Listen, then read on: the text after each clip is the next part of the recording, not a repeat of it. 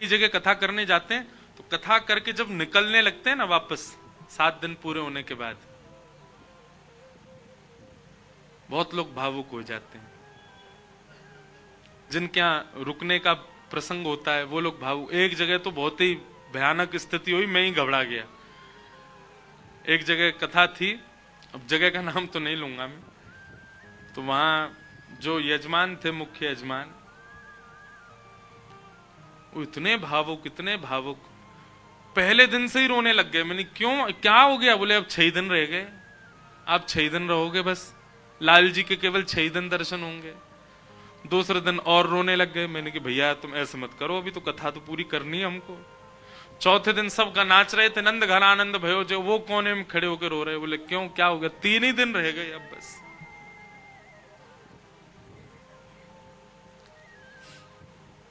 जिस दिन विश्राम दिवस था, मैं तो बहुत घबरा रहा था। मैंने आज क्या होगा, वो पहले दिन से ही रो रहे हैं। वही हुआ। अच्छा, ऐसा और था कि कथा करते ही मुझे एयरपोर्ट जाना था, मेरी फ्लाइट थी। कथा भी मैंने सुबह सुबह की थी 7 बजे से। आरती, विश्राम आरती हो रही थी और मैं बस ये था कि हे लाल जी कुछ हो नहीं, बहुत भाव में। वही हुआ, आरती करते करते दोनों, पहले तो उनकी गृहिणी मूर्छित होकर गिर पड़ी, बेहोश ही हो गई। और फिर जो उनके पतिदेव थे उनको देख के वो भी हो गए। उसके पीछे बिल्कुल भी किंचित ही, हमको तो समझ में आया था नाटक, लेकिन नहीं, वास्तविक था। पानी वानी डाला भैया, उनका ब्लड प्रेशर वगैरह सब कम होता चला गया। एक कथा भी आती है, सुना है? एक महाराष्ट्र के राजा थे। उन राजा का एक ही बात उसके मन में चलती थी कि मेरे नगर में कोई साधु आ जाए, मेरे नगर में कोई संत आ जाए, मेरे नगर में कोई भक्त आ जाए। दुनिया में ऐश्वर्यवान व्यक्ति केवल इसकी प्रतीक्षा करता है कि मेरे पास धन बहुत आ जाए। वो इसकी प्रतीक्षा करते थे कि कोई भक्त, साधु, संत, विरक्त या वैष्णव दंपति या कोई कथा वक्ता कोई आ जाए मेरे नगर में, बस। ऐसी कृपा हुई। अयोध्या से कुछ लोग पंढरपुर दर्शन करने जा रहे थे और उन महात्मा के, उन राजा के नगर में आ गए। नगर से होके पंढरपुर का रास्ता था, तो पंढरपुर की ओर जा रहे थे। शाम काल का समय हो गया। राजा को पता चली संतों की टोली आ रही है। वो तो ऐसा और था राजा, वो दूर दूर तक उसने अपने सैनिक लगा रखे थे। बोले आसपास के रस्तों से अगर कोई संत निकल के जा रहे हैं, उनसे भी कहो यहां होके जाएं, हमारे नगर में होके जाएं। ऐसी भगवत प्रीति, भक्त प्रीति भी सबके हृदय में नहीं होती।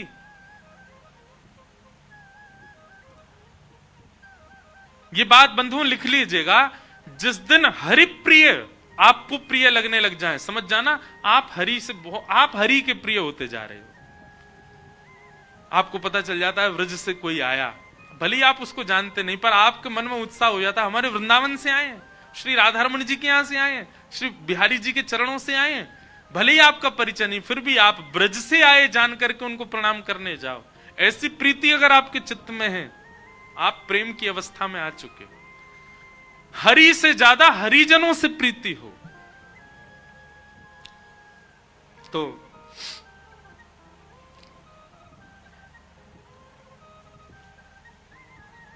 अयोध्या से संतों की टोली आई।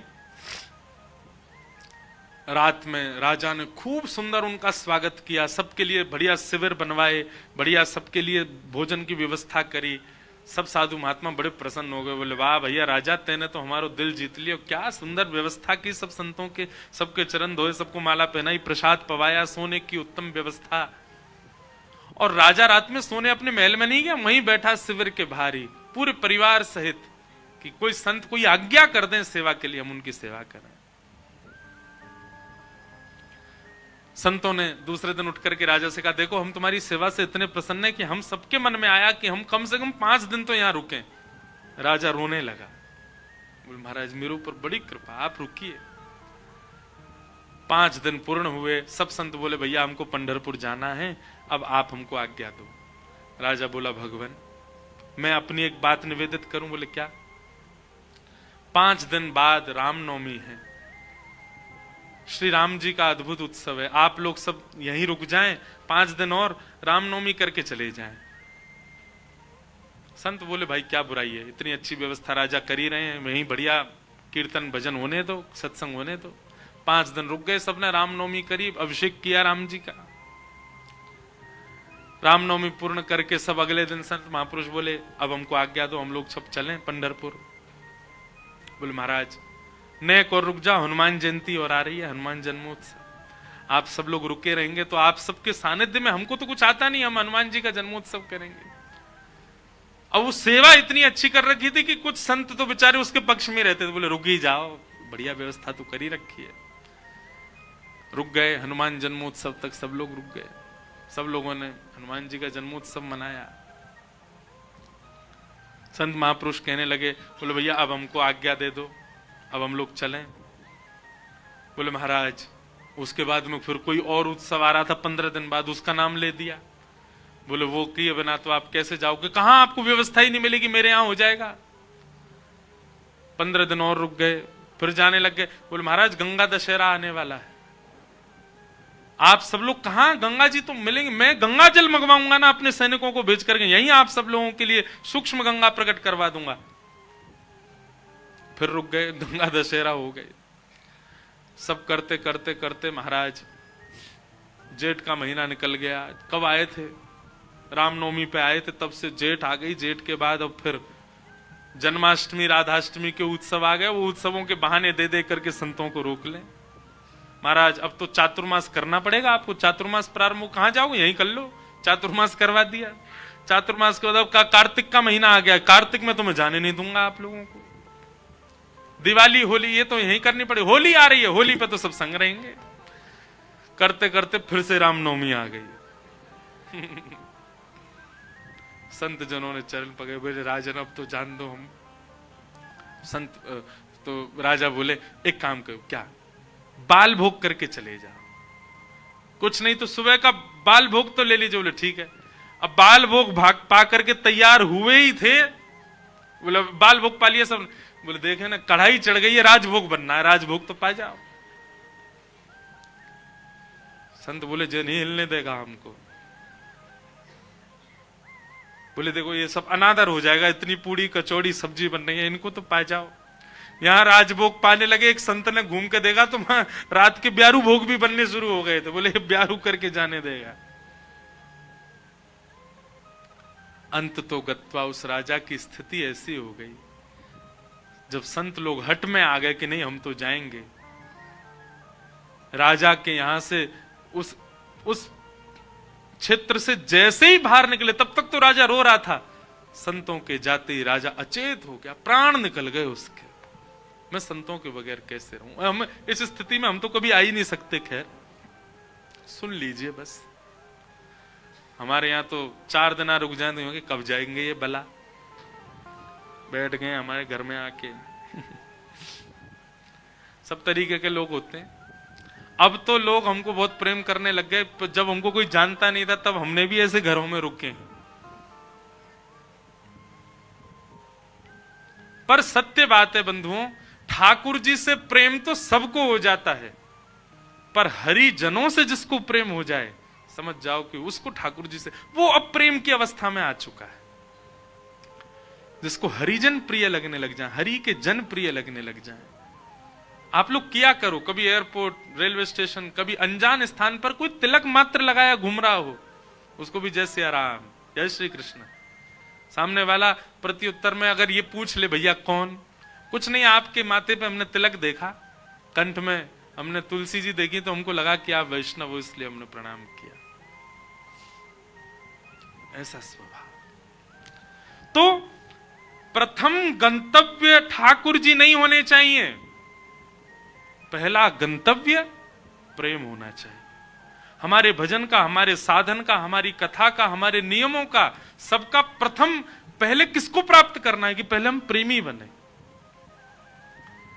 पहले ठाकुर जी नहीं, पहले ठाकुर जी के लायक बनो, और फिर जब लायक बन जाओगे ठाकुर जी को कभी अपने केंद्र बिंदु में मत रखो। एक बात बहुत ध्यान से सुनो, किसी को पाने के लिए आप मत तड़पो, स्वयं को ऐसा बनाओ कि सामने वाला आपको पाने के लिए तड़पे, सामने वाला आपको पाना चाहे।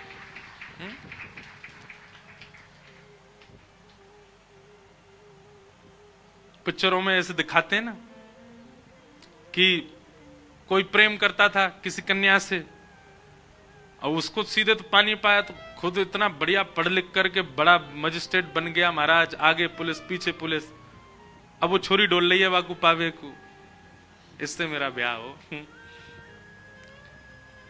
ठीक वैसे ही ये बात शास्त्रीय है कि ठाकुर जी को पाने के लिए आप केंद्र बिंदु ठाकुर जी को मत रखो चित्त में कि उनको मुझे प्राप्त करना है।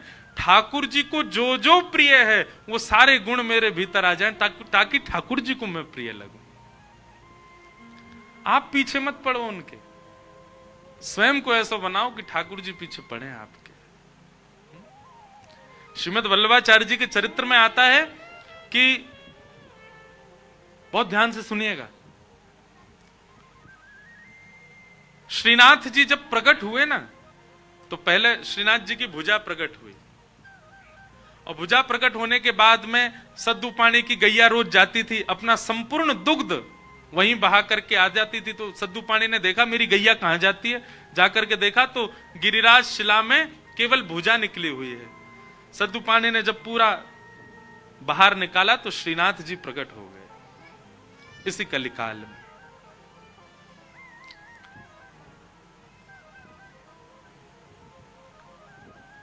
तो सद्दू पानी ने ठाकुर जी से प्रार्थना की कि ठाकुर जी आपके लिए क्या लाऊं मैं, आप क्या पाएंगे, क्या व्यंजन लेंगे, क्या भोग प्रसाद लेंगे, आप विश्वास मानेंगे। हमारे श्री जी बाबा श्रीनाथ जी उन्होंने कहा, बोले हे सद्दू पानी, जब तक मेरे श्रीमद् वल्लभाचार्य जी नहीं आएंगे तब तक मैं केवल दूध पीऊंगा। ठाकुर जी ने पयोव्रत किया। भक्त भगवान के लिए व्रत करता है, पर ठाकुर जी ने व्रत किया कि जब तक वल्लभाचार्य जी नहीं आएंगे मैं केवल दूध पीऊंगा। श्रीनाथ जी जो आजकल उदयपुर के पास नाथक द्वार में विराज रहे हैं, जब ये गिरिराज जी में प्रकट हुए तब की लीला है। इस बार हमारे लाल जी का उत्सव नाथ द्वारा में ही है, श्रीनाथ जी में 11 से 17 जनवरी। बाद में एक अजब कुमारी नाम की एक भक्ता हुई थी, उसके लिए ठाकुर जी उदयपुर चले गए, उदयपुर के पास नाथ द्वारा में। प्रकट तो आप गिरिराज जी में ही हुए थे। तो ठाकुर जी कितने वर्षों तक केवल दूध पी करके रहे। एक दिन अपनी समस्त शिष्य मंडलियों के साथ श्रीमद् वल्लभाचार्य जी महाराज जब गोवर्धन पधारे, पूरे ब्रज में हल्ला हो गया, कोई बहुत बड़े आचार्य आए हैं, बोले नाम क्या, बोले वल्लभाचार्य। जब ये नाम सद्दू पाने के कान में पड़ा, ब्रजवासी सद्दू पाने दौड़े दौड़े गए और वल्लभाचार्य जी के चरणों में निवेदन करके रोने लगे। वल्लभाचार्य जी बोले रो क्यों रहे हो? बोले नाथ, भक्त को व्रत करते देखा है मैंने, पर इस जन्म में मैंने भगवान को व्रत करते हुए भी देखा है। हमारे इस गिरी कंदरा से साक्षात गोवर्धन नाथ जी का स्वरूप श्रीनाथ जी प्रकट हुए। मेरी गैया को दूध नित्य पियो करते, मैंने उनसे निवेदन किया कि आपको कहा भोग धराऊं। समोसे बोले मैं तो दूध ही पीऊंगा। मैंने कि कब तक दूध पियोगे? बोले जब तक वल्लभाचार्य जी नहीं आएंगे तब तक दूध ही पीऊंगा। भक्त ठाकुर की प्रतीक्षा करे ये तो सुनोगे हो, पर ठाकुर भक्त की प्रतीक्षा कर रहे हैं। हे नाथ, मेरी आपसे प्रार्थना, जल्दी मिलो ठाकुर जी से और जल्दी अन्न पवाओ ठाकुर जी को। श्रीमद् वल्लभाचार्य, आप सबने चित्र देखा होगा निश्चित ही, अगर कोई श्रीनाथ जी से या हमारे गोवर्धन नाथ जी से परिचित है, वल्लभाचार्य जी के भाव में है। सद्दू पाणी ने आवाज लगाई, लालन, हे श्री जी बाबा देखो श्रीमद् वल्लभाचार्य पधारे हैं। और ऊपर से नन्हे से गोपाल जी, 4 वर्ष की अवस्था के गोपाल जी, 2-4 दतुइयां निकली हैं बस, गोल मटोल लाला घुंघराले केश हैं, वही श्रीनाथ जी। ऊपर गिरी कंदरा से नीचे देखते हैं श्रीमद् वल्लभाचार्य जी को, वल्लभाचार्य जी ऊपर देखते हैं ठाकुर जी को, और दौड़े वहां से ठाकुर जी, यहां से वल्लभाचार्य जी, और मध्य गोवर्धन में दोनों ने गाढ़ आलिंगन किया एक दूसरे का। ये चित्र देखा होगा आपने वल्लभाचार्य जी, और नहीं देखा हो तो गूगल पर देखना, वल्लभाचार्य जी श्रीनाथ जी मिलन पिक्चर, ऐसे ठाकुर जी ने आलिंगन कर रखा वल्लभाचार्य जी को, नेत्रों से आंसू गिर रहे हैं। वल्लभाचार्य जी बोले, ठाकुर जी आप क्यों इतने श्रम में रहे, कुछ पाया नहीं? तो वल्लभाचार्य जी महाराज ने अन्नकूट बनवाया ठाकुर जी के लिए, 56 भोग तैयार करवाए। और श्री जतिपुरा में, गोवर्धन के जतिपुरा में, वहां श्रीमद वल्लभाचार्य जी ने श्रीनाथ जी का अन्नकूट किया, 56 भोग पवाए, ठाकुर जी का अन्नप्राशन हुआ। मतलब इतने वर्ष बाद ठाकुर जी ने अपना पयोव्रत, दूध का जो व्रत था वो छोड़ के अन्न ग्रहण किया। किसके लिए? अपने एक भक्त के लिए। तो भैया केंद्र बिंदु में ठाकुर जी नहीं, केंद्र बिंदु में प्रेम लाओ। आपके केंद्र बिंदु में प्रेम आ गया और प्रेम आपके चित्त में आ गया तो आप ठाकुर जी के केंद्र बिंदु में रहोगे, ना कि ठाकुर जी आपके केंद्र बिंदु में। स्वयं को निर्माण ऐसो करो, कथा सुन के, संत संग करके, सत्संग करके, वैष्णव संग करके, भजन करके, कीर्तन करके, कि ठाकुर जी आपकी प्राप्ति के लिए विचरण कर रहे हैं, कि जे मुंह को मिले कैसे भी।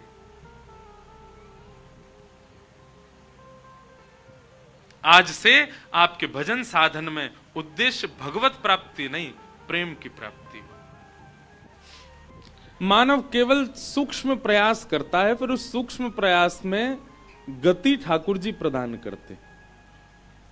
कई लोग कहते हैं कि जब ठाकुर जी की कृपा से ही सब होना है, तो इसका मतलब यह है कि हमारे चित्त में भजन भक्ति का भाव भी ठाकुर जी की कृपा से आएगा। ये बात बिल्कुल सत्य है, लेकिन आप सूक्ष्म प्रयास करेंगे तभी तो ठाकुर जी उसमें गति प्रदान करेंगे। आपने प्रयास ही नहीं किया होगा तो ठाकुर जी गति प्रदान नहीं कर सकते। थोड़ा प्रयास तो आपको करना ही पड़ेगा। और एक बात कहें, मानव थोड़ा ही प्रयास करता है, उसकी पूर्णता, उसकी सिद्धिता, उसकी सार्थकता तो ठाकुर जी प्रस्तुत करते हैं। हम आज कथा सुना रहे हैं, 9 वर्ष हो गए कथा करते हुए। इन 9 वर्षों में हमारा प्रयास इतना ही है, बाकी जो सब प्रयास हैं वे सब गुरुजनों के और ठाकुर जी के हैं। ये अभी बताऊंगा तो ऐसे अनुभव आपको नहीं होगा, ये जब घटेगा साथ में तब आपको अनुभव होगा कि आपका प्रयास सूक्ष्म होता है। कृपा ठाकुर जी करते हैं फिर उसको गति प्रदान करने में।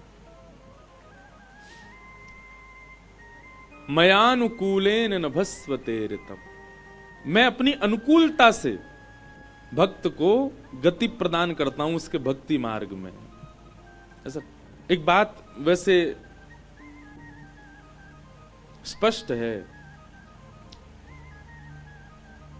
कि कई बार भक्ति से यह भी होता है कि वातावरण अपने आप आपका शरीर अनुकूल बनाने लग जाता है। आप कई साधकों को देखते होंगे कि वे अत्यंत शीतकाल में भी बहुत सामान्य से वस्त्र पहन करके कैसे रह लेते, उनको सर्दी नहीं लगती, उनका भी तो शरीर है। पर भजन जो है ना वो आपके शरीर को अनुकूल बनाने लग जाता है, परिस्थिति के अनुसार, व्यवस्था के अनुसार, वातावरण के अनुसार। यहां से आने से पहले तो शीत का अनुभव होता, पर यहां बैठने के बाद परिस्थिति के अनुकूल होने लग जाता है स्वभाव व्यवहार। और क्षमा कीजिएगा, भजन करने के बाद भी आप परिस्थिति और वातावरण के अनुकूल अपने आप को ढाल नहीं पाते, आपको व्यवस्थाओं की जरूरत पड़ती है, तो आप भजन करते नहीं हो। सोने के लिए ऐसा ही बिस्तर चाहिए, ऐसी ही तकिया चाहिए, ऐसे ही रजाई चाहिए, ऐसे ही गद्दा कंबल चाहिए, तो ही नींद आएगी। तो काय बात का भजन कर रहे हो फिर? भजनानंदी तो हर परिस्थिति में सम होता है, तो हर प्रकार के प्रसाद को पाने में सक्षम होता है, हर प्रकार के वातावरण में ढाल लेता है स्वयं को।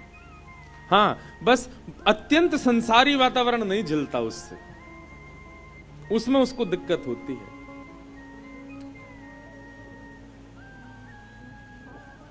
कल हम आप सब लोग भागवत जी के मंगलाचरण की चर्चा कर रहे थे और आज मंगलाचरण से आगे भागवत जी के विषय में हम लोग प्रवेश करें।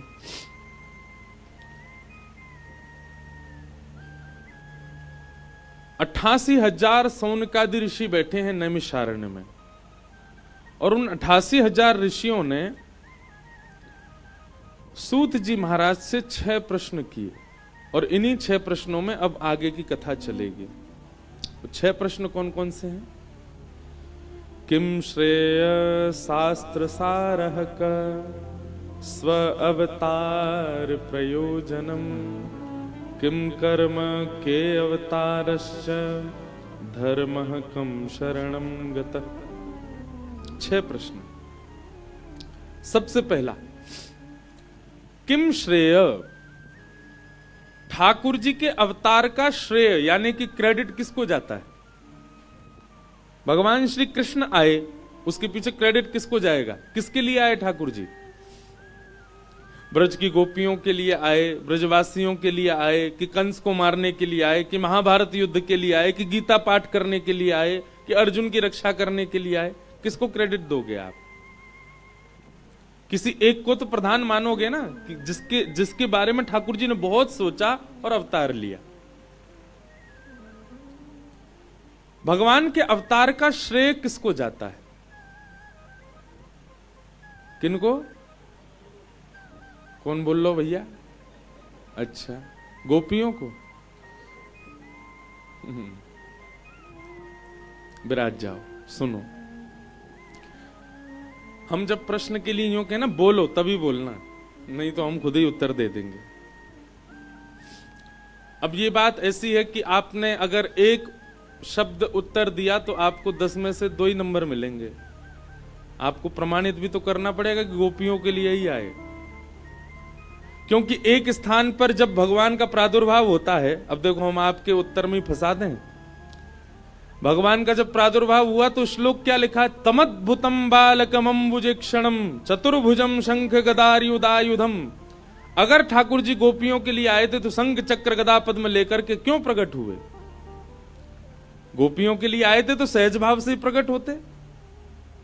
ये गदा लेकर के आना, आयुधों को संग प्रकट होना, इसका मतलब तो ठाकुर जी किसी का वध करने गए। तो यहां तो क्रेडिट कहीं ना कहीं राक्षसों को मिल जाएगा कि उनके वध के लिए ठाकुर जी आए।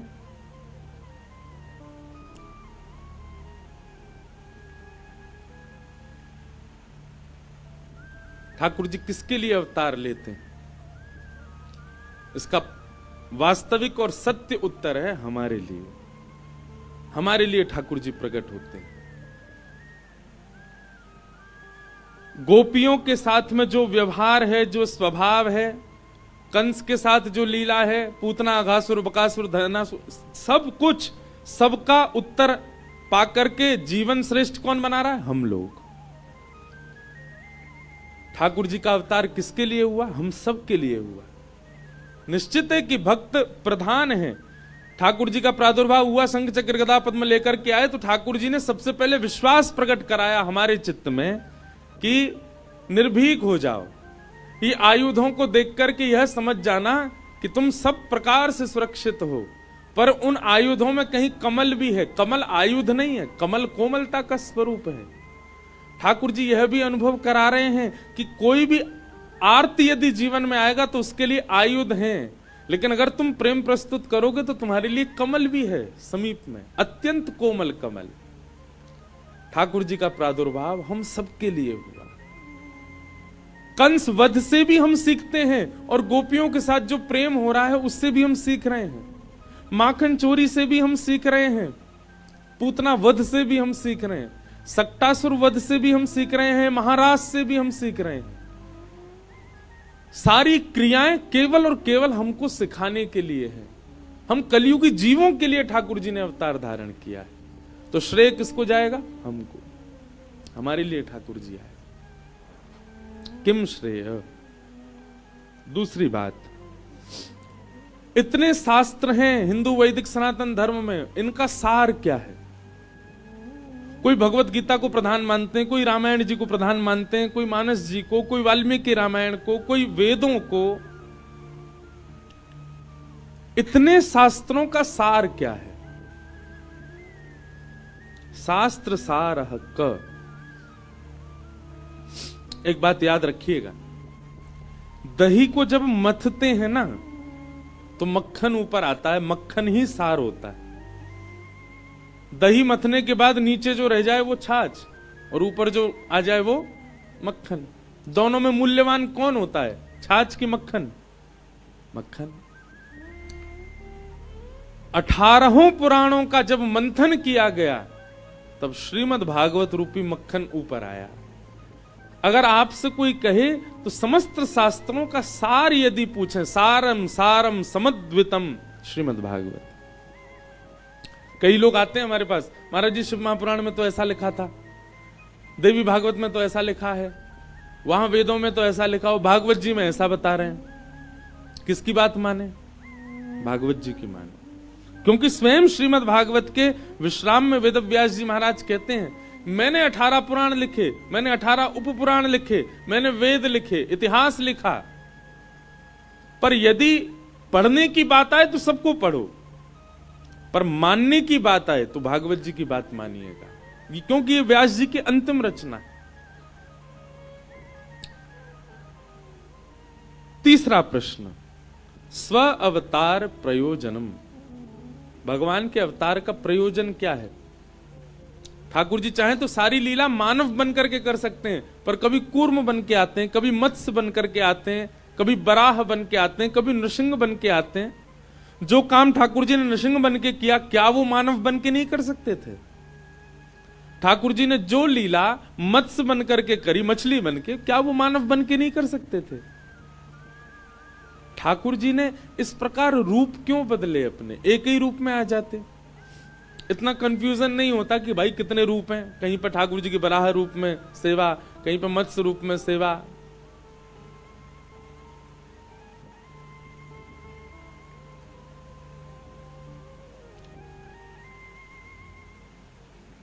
कल यहां उत्तराखंड के कुछ लोग आए थे मिलने, उन्होंने यहाँ का एक 5वां धाम बताया, मैं तो गया नहीं कभी। सैम नागराजा, सैम नागराजा भगवान कृष्ण का मंदिर है। बोले महाराज जी ये उत्तराखंड का 5वां धाम है। जैसे 4 धाम तो सबको पता है, 5वां धाम। मैंने कहा अच्छा। मैंने कहा कौन है? बोले भगवान कृष्ण ही हैं। वहां के राजा पर कृपा करने के लिए ठाकुर जी वहां आ गए थे, और फिर कहते हैं कि यहाँ की ऐसी मान्यता कि ठाकुर जी फिर वहीं रहे, इसीलिए कहे बोले पूरे हिमालय पर आप कहीं भी चले जाए महाराज जी, रास्ता आपको नागों की भांति ऐसे टेढ़े मेढ़े ही मिलेंगे। क्यों? बोले स्वयं नागराजा ही भ्रमण करते गए, और इस भाव से भ्रमण किए, हिमालय की प्रत्येक चोटी महादेव है, और महादेव के गले में सर्प पड़ा है, इसलिए यहाँ के जो मार्ग हैं, पगडंडियां हैं, वो नाग के भांति ही हैं। प्रत्येक महादेव के गले में सर्प है, इस भावना से स्वयं नागराज महाराज भगवान कृष्ण वो ऐसे ही चले पूरे मार्ग पर कि महादेव का वंदन करते हुए चले, इसलिए सब पगडंडियां ऐसी, ऐसा वो बता रहे थे। इतने रूप ठाकुर जी के, इतने अवतार क्यों? ठाकुर जी का इसमें स्वभाव पता चलता है। मानव का स्वरूप कैसा होता है? एक बार एक पदवी मिल जाने के बाद वो कभी उस पदवी का त्याग नहीं कर सकता, उस पदवी से नीचे नहीं आ सकता। आपने निमंत्रण दिया कथा सुनने आइए, हम ऋषिकेश में कथा करा रहे हैं। अगर वो पदवी वाला व्यक्ति होगा ना, तो सब व्यवस्था पूछेगा, कहां रुकूंगा मैं, मेरे बैठने की व्यवस्था कहां होगी, मेरे लिए ऐसा करना है, ऐसा करना, आदि आदि। अरे भैया सुनने के लिए बुला रहे हैं तुमको। लेकिन पदवी वाला व्यक्ति अपनी व्यवस्थाएं पूछता है। ठाकुर जी कैसे हैं? त्रिलोकी ब्रह्मांड नायक हैं, लेकिन फिर भी मत्स्य बनने में उनको जरा भी मन में भावना नहीं, अपनी पदवी से कभी भी बिलग होने में उनको संकोच नहीं होता। अरे मत्स्य तो फिर भी अच्छा है, जिसको पूरी दुनिया नहीं छूती। बराह सूकर तक बन गए ठाकुर जी। भगवान कहते हैं तुमको स्वयं की गंदगी स्वच्छ करने में लज्जा होती है, पर बराह सूकर तो पूरे विश्व की गंदगी साफ करता है। वह तक रूप धारण कर लिया ठाकुर जी ने। इसका मतलब क्या है? ठाकुर जी वर्सेटाइल हैं, वो एक रूप में नहीं रहते, वो अपनी पदवी कभी भी त्याग सकते हैं, उनके लिए पदवी प्रधान नहीं है। इसलिए ठाकुर जी ने अनेक रूप धारण किए। स्व अवतार प्रयोजनम। फिर अगला प्रश्न आया, किम कर्म, ठाकुर जी करते क्या हैं? ठाकुर जी का काम क्या है? वो तो काम से विहीन है, उनको कर्म बंधन तो होता नहीं, तो फिर ठाकुर जी करते क्या हैं? मैं भगतन को दास, भगत मेरे मुकुट मणि, मैं भगतन को दास। ठाकुर जी पता क्या करते हैं? जहां मार्ग नहीं है वहां स्वयं आगे चल करके मार्ग प्रशस्त करते हैं। ठाकुर जी पगडंडी बनाते हैं ताकि पीछे आने वाले लोगों को दिक्कत ना हो। ठाकुर जी का कर्म क्या है? एक मानव के भांति पूरा जीवन जी करके ठाकुर जी दिखा देते हैं कि ऐसा ऐसा ऐसा ऐसा जीवन होता है, अब तुमको क्या करना है समझ लो। हमारे जीवन में घटने वाली हर घटना का उत्तर या तो रामावतार में या कृष्णावतार में, हर घटना का उत्तर।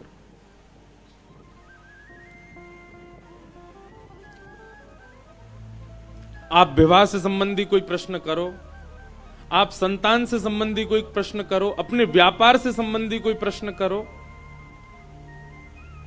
कोई भी प्रश्न करो, ऐसा हो ही नहीं सकता कि रामकृष्ण चरित्र में आपको उसका उत्तर ना मिले, सबका उत्तर है। तो ठाकुर जी करते क्या हैं? हम सबके जीवन की उलझनों को सुलझाने के लिए ही पूरी लीला करते हैं, ताकि हम उससे कभी उत्तर प्राप्त करके अपने जीवन को सार्थक कर सकें। किम कर्म। फिर अगला प्रश्न आया, के अवतारश्च, भगवान के अवतार कितने हैं? कोई कहता 11, कोई कहता 10, कोई कहता 24। पर श्रीमद् भागवत की माने तो भागवत के एकादश स्कंद में भगवान कहते हैं मेरे अवतार असंख्य हैं, अवतारा यह संख्यया, असंख्य हैं। इस समय मैं और आप ऋषिकेश में बैठे, ठाकुर जी का इस समय भी कहीं अवतार हो रहा होगा, इस समय भी किसी वैष्णव के ऊपर कृपा कर रहे होंगे ठाकुर जी, हमें नहीं पता। अवतार का मतलब क्या है? किसी भक्त ने खूब भज करके कहा अब मुझे तारो, अब मुझे मिलो, अब मुझे संसद चक्र से बचाओ, ठाकुर जी उसके लिए प्रकट हो गए, वही अवतार है। अनेक अवतार हैं ठाकुर जी के, एक आध दो अवतार नहीं। और अंतिम प्रश्न, धर्म कम शरणम गतः। ठाकुर जी के धर्म स्थापन के बाद भगवान तो चले गए अपने धाम को, धर्म स्थापना जो ठाकुर जी करके गए वो धर्म किसके भरोसे छोड़ के गए? किसकी शरण में है धर्म? तो इसका उत्तर है हमारी शरण में। हम धर्म की शरण में हैं, पर एक प्रकार से धर्म की रक्षा का दायित्व हमारा, तो धर्म हमारी शरण में है। धर्मो रक्षति रक्षितः। ठाकुर जी धर्म स्थापित करके हम सब लोगों को उसका अध्यक्ष बना करके गए कि इसकी रक्षा करना, इसका पालन करना, इसकी देखभाल करना कि ये बिगड़े ना। पर हम सब भूलते जा रहे हैं। कहीं ना कहीं हम जब धर्म से विलक क्रिया करते हैं ना, तो ठाकुर जी हमको जरूर पूछेंगे कि भाई इसलिए अध्यक्ष बनाया था तुमको धर्म का। मानव बनकर के यदि पृथ्वी पर आए तो इसका मतलब यह है कि धर्म की रक्षा करना हमारा कर्तव्य है, दायित्व है। ये 6 प्रश्न हैं और इन्हीं 6 प्रश्नों का अब विस्तार से वाचन होगा, वही श्रीमद् भागवत है। सूत जी महाराज मंच पर विराजमान हैं, सौनकादि ऋषि प्रश्न कर रहे हैं और श्री सूत जी महाराज उनके समस्त प्रश्नों का उत्तर दे रहे हैं।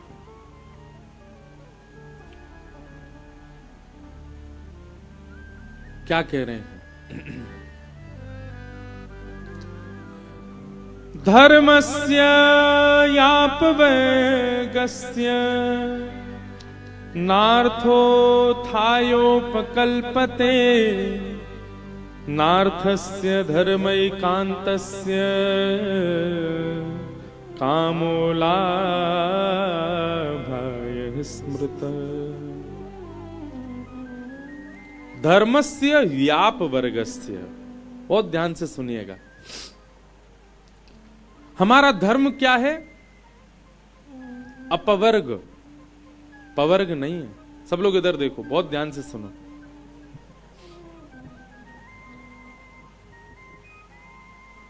पहले मैं कथा में इस विषय को कहता तो बहुत साल से नहीं कहा। धर्मस्य व्याप वर्गस्य। हम सब लोगों ने हिंदी पढ़ी है अपने स्कूल में,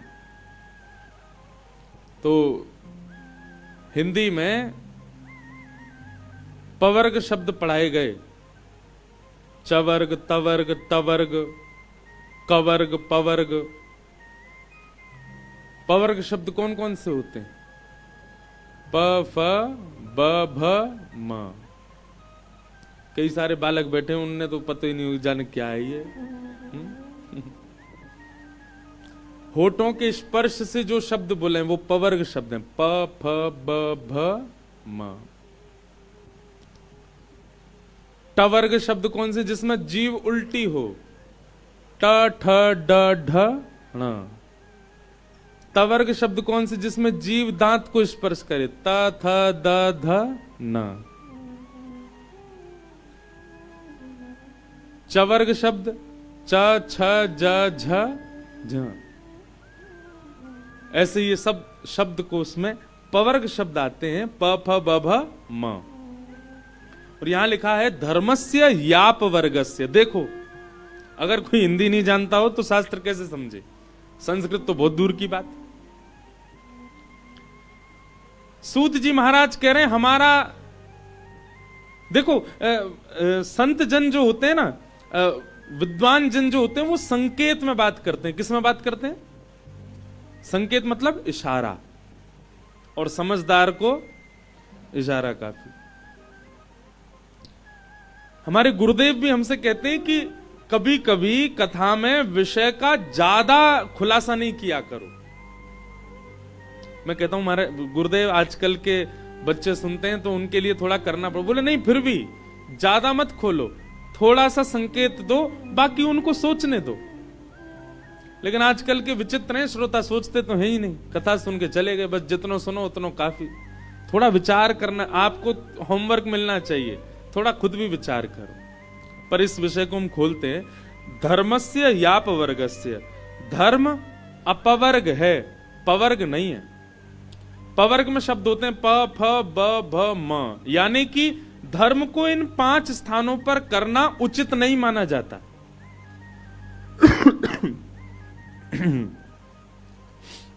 प से बनता है पाप।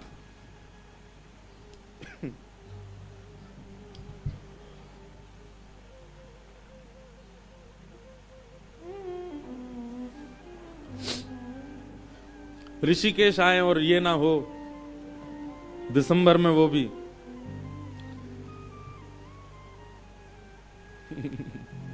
अच्छा, हम भी ऊधमी कम नहीं है,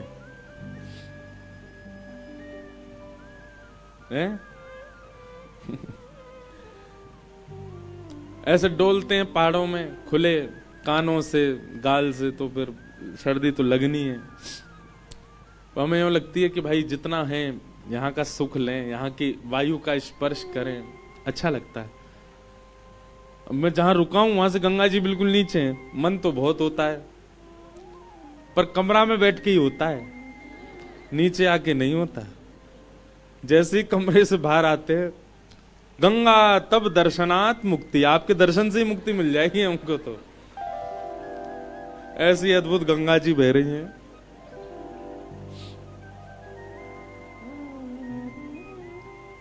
मैं एक बात कहा करता हूं ना कथा में, बंधुओं, जिसकी उपस्थिति से आपके चित्त के विकार समाप्त होने लग जाएं, जिसकी उपस्थिति से आप स्थिर होने लग जाओ, अस्थिरता चली जाए, जिसकी उपस्थिति से, जिसके दर्शन से आपका चित्त शांति का अनुभव करे, जिसके स्पर्श से आपको अत्यंत सुख का अनुभव हो, जिसके रसस्वादन से आप परम पवित्रता का अनुभव करो, समझना या तो वो कोई भगवद पार्षद है या साक्षात भगवान है। गंगा उनमें से एक है। श्री गंगा जी का दर्शन स्थिरता देता है। आप बहुत देर तक गंगा जी को देख सकते हो, आपका मन विचलित नहीं होगा। गंगा जी का स्पर्श आपको अत्यंत शीतल, अभी तो बहुत ही ज्यादा शीतलता का शून्य भी कर सकती हैं, पर वैसे गंगा जी का स्पर्श शीतलता का अनुभव कराता है। गंगा जी का पान, एक घूंट भी आप लेंगे ना तो आपकी जीभ से लेकर के आपके गर्भ तक ऐसा अनुभव होगा कि जैसे मानो कितना पवित्र हो गया हो। श्री गंगा जी का स्पर्श करके वायु भी इतनी पवित्र सी लगती है कि ऐसा लगता है मानो सर्वांगीण पवित्रता आ गई हो। ऐसा ही स्वरूप यदि किसी व्यक्ति के द्वारा व्यक्ति के उपस्थित होने पर भी होता हो तो यही समझो कि वो भी कोई भगवत पार्षद या भगवान ही है, जिनकी उपस्थिति से अपने आप सब बदलने लग जाता हो, आपका वातावरण शुद्ध होने लग जाता हो।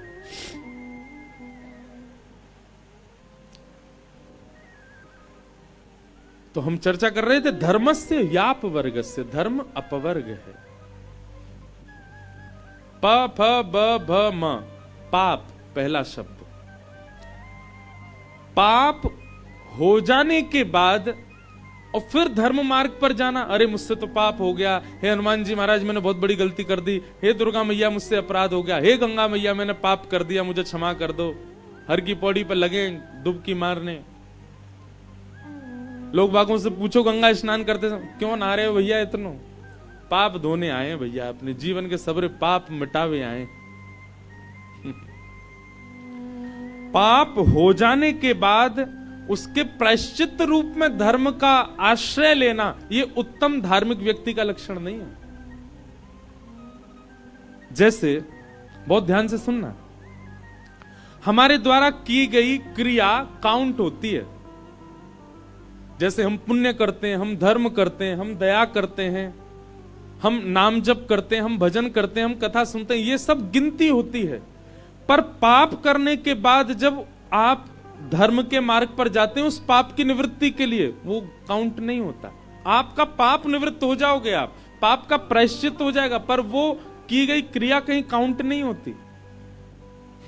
और दुनिया पूरी गंगा जी में डुबकी इसीलिए लगा रही है कि मैंने जो पाप किए वो नष्ट हो। आपकी एक भी डुबकी काउंट नहीं हुई।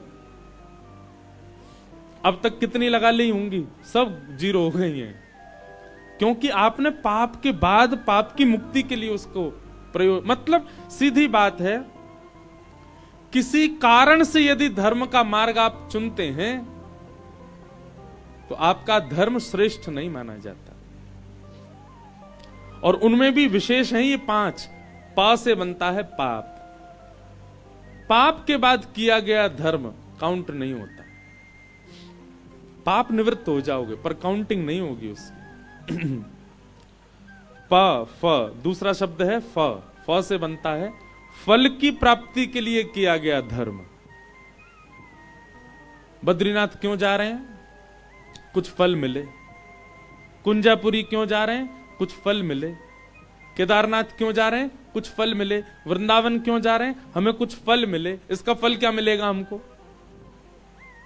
फल की प्राप्ति से किया गया धर्म भी श्रेष्ठ धर्म नहीं माना जाता। आप कर सकते हैं, उसके बदले फल मिल जाएगा आपको, पर वह धर्म आपका जो है काउंट नहीं किया जाएगा। उस धर्म में भले ही आपने ब्राह्मण सेवा की हो, भले ही गंगा स्नान किया हो, भले ही तीर्थ यात्रा की हो, उससे फल मिलेगा, पर वो धर्म काउंट नहीं होगा। प से पाप, फ से फल, प फ, फिर अगला शब्द है व की भ। भ प फ ब, फ ब। ब से क्या बना? बंधन। बंधन युक्त होने के लिए या बंधन मुक्त होने के लिए किया गया धर्म भी श्रेष्ठ नहीं माना जाता।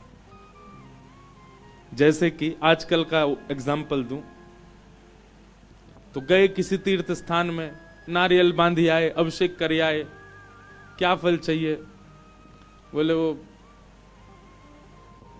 तीसरी गली में एक रहती है, उससे ब्याह हो जाए हमारा। मनोकामना मांग रहे। पीपल के पेड़ पर लाल कपड़ों से महाराज भर दिया पीपल पूरा।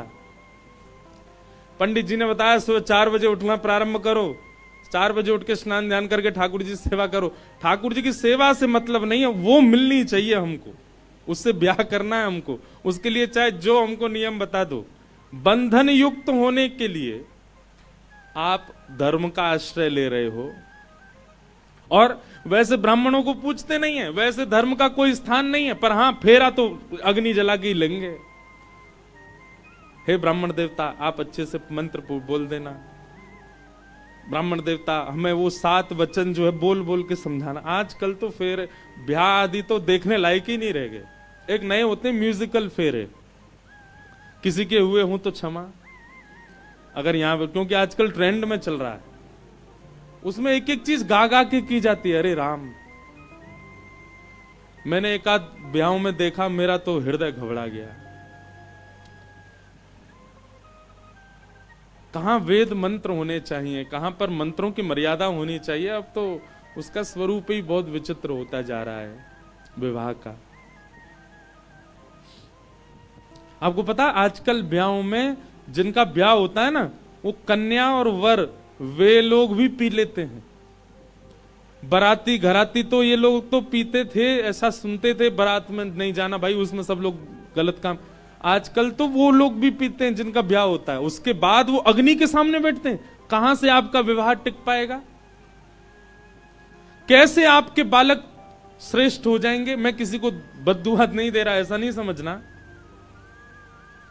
फिर आप चाहते हैं कि आपका संबंध, आपका वैवाहिक जीवन या आपका जो आगामी जीवन है वो बहुत शुद्ध हो। कैसे? प्रारंभ ही शुद्ध नहीं था, वो पूरा शुद्ध कैसे हो सकता है? किसी ना किसी को तो उसका पाप भोगना पड़ेगा। और क्षमा कीजिएगा, माता पिता के द्वारा किए गए इन पापों को कभी कभी बालक भोगते हैं, या बालकों के संतानों को भोगना पड़ता है।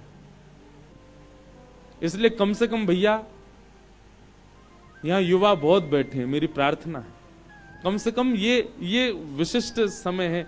वैसे तो करना ही नहीं चाहिए कुछ भी गलत, पर इनमें तो बिल्कुल ही नहीं करो, जहां पर धर्म भी हो। तो प से पाप, फ से फल, ब से बंधन। तो जो आप विवाह करते हैं, और विवाह के लिए जब धर्म का आचरण करते हैं, उसमें भी आपका धर्म गिना नहीं जाता, उसकी भी काउंटिंग नहीं होती। बालकों किनारे में बैठ जाओ, प फ ब, और फिर आता है भ। भ से बनता है भय। भय से किया गया भजन, भय से किया गया धर्म, भय से की गई साधना, भय से किया गया नाम जप, वह भी आपका कभी काउंट नहीं होता। भय से नहीं। जैसे ही बस चलनी चालू हुई ऋषिकेश से, कभी बस में गए बद्रीनाथ? मैं गया हूं एक बार, छोटा था तब गए थे। जैसे ही बस चलनी शुरू होती है या गाड़ी चलनी शुरू होती है, ऋषिकेश से ऊपर जैसे ही पहुंचे, शिवपुरी पार हुआ, और जैसे ही महाराज टर्न आता है, भूत पिशाच निकट नहीं आवे, महावीर जब नाम सुनावे ना से रोका, सब राजपत निरंतर हनुमान, ओम नमः शिवाय, ओम नमः शिवाय, ओम नमः शिवाय, ओम नमः शिवाय। हे गंगा भैया कृपा करना, हे भैया बस वाले भैया ने किनारे आके चला, भैया कहां ले जा रहे हो भैया? आपका यहां से लेकर के गंगोत्री तक, यमुनोत्री तक, जमुनोत्री तक, बद्रीनाथ केदारनाथ तक जो भय के कारण जो नाम निकलता है, वह भी कभी भजन में काउंट नहीं होता, क्योंकि वो भय के कारण। कहीं मुझे पाप ना लग जाए, कहीं किसी का गलत मेरे साथ ना हो जाए, मेरे से एक अपराध हो गया, उसकी पीड़ा, उसके कारण गंगा जी को प्रणाम करना। भय, भय यदि मूल में है, पांचों चीजें यदि आपके मूल में हैं और आप भजन कर रहे हो, तो फिर आपका भजन नहीं गिना जाएगा। पाप की निवृत्ति के लिए, फल की प्राप्ति के लिए, बंधन युक्त होने के लिए, भय मुक्त होने के लिए।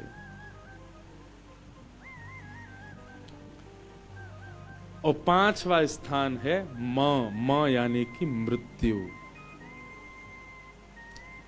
पूरा जीवन निकल गया, लेकिन ठाकुर जी का स्मरण नहीं किया, जब लगने लगा कि अब हमारी मृत्यु पास आने वाली है, कान के ऊपर बाल सफेद होने लग गए, आंखन से, मैं कहा करता हूं, आंखों में पड़ेगा जाला, नाक से बहेगा नाला, लाठी से पड़ेगा पाला, जरा जिंदगानी, जैसे ही ऐसा जीवन होना प्रारंभ हुआ, अब महाराज कांपने लगी हैं, हड्डियां बिल्कुल साथ नहीं देती हैं, दांत मात कभी भी निकल के भागे, छींक आती, सबरे दांत निकल जाते हैं, आंखें बिना चश्मा के देखती नहीं है। ऐसी स्थिति हो गई है महाराज, 1-8 डिग्री टेम्परेचर कम होती 2-2 रजाई लगानी पड़ती है ऊपर। रात में विक्स लगाओ माथे पे, नाक पे, गले में, छाती में, तब जाके तो नींद आ रही है। ऐसी स्थिति में फिर भजन जब प्रारंभ होता है, ठाकुर जी कहते हैं पूरी जवानी निकाल दी है, पूरा बाल अवस्था निकाल दी, भजन नहीं किया मेरा। और अब जब रू रू कांपने लग गई है तो फिर भजो हरि नारायण गोविंद, फिर नारायण को भज रहे हैं, गोविंद को भज रहे हैं, वृंदावन को भज रहे हैं, बद्रीनाथ को भज रहे हैं।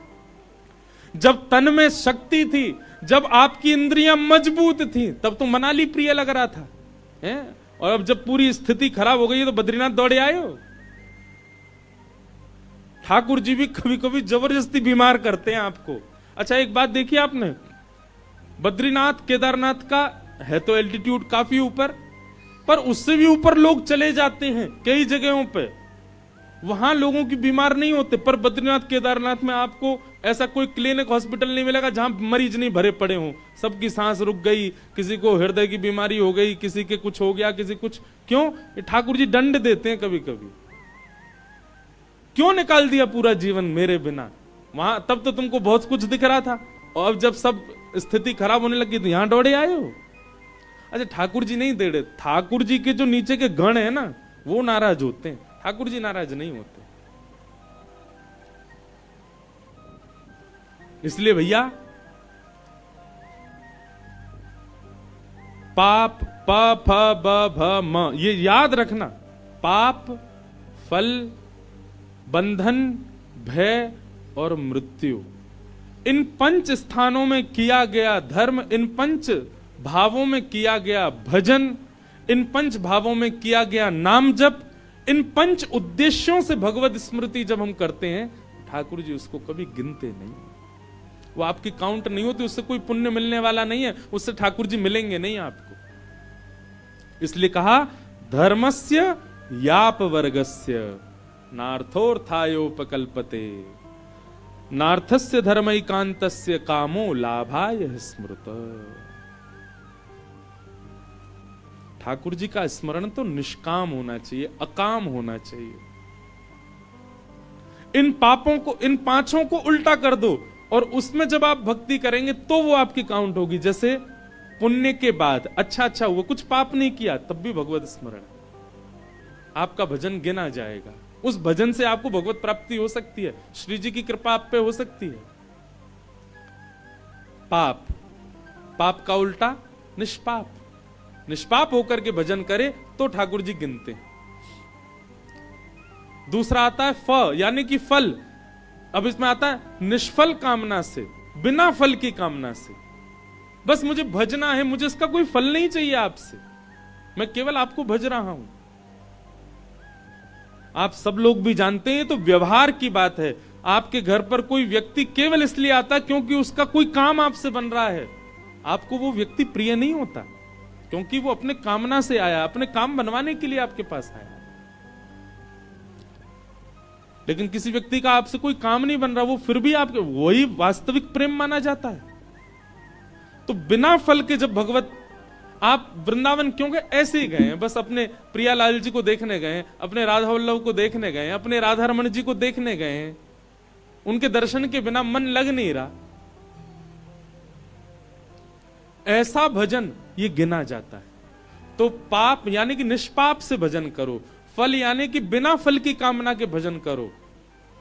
तीसरा आया बंधन। जरूरी नहीं है वो मिले तो ही हम भजन करें, नहीं मिले तो भी हम भजन करेंगे, तो भी हम ठाकुर जी के हैं। बंधन युक्त, बंधन मुक्त, इनसे कोई अभिप्राय नहीं है। मेरा जीवन चाहे जैसा हो, मैं आपको नहीं छोड़ सकता, मैं आपको भजूंगा। आप चाहे अनुकूल जीवन दीजिए, चाहे आप प्रतिकूल जीवन दीजिए, मैं आपका त्याग नहीं कर सकता। जैसे मीराबाई,